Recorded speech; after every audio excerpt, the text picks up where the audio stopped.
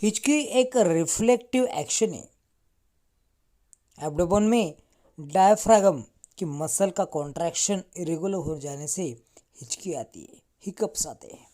इसका कॉज है अल्कोहलिक या अत्यधिक कार्बोनेटेड फ्लूइड का सेवन करना, यानी कि कार्बोनेटेड ड्रिंक से आपको बचना चाहिए। ओवर डाइट, खाना जल्दी खा लेना, स्पाइसी फूड का ज़्यादा सेवन करना, ज़्यादा स्ट्रेस, उत्तेजना या फिर स्मोकिंग करना।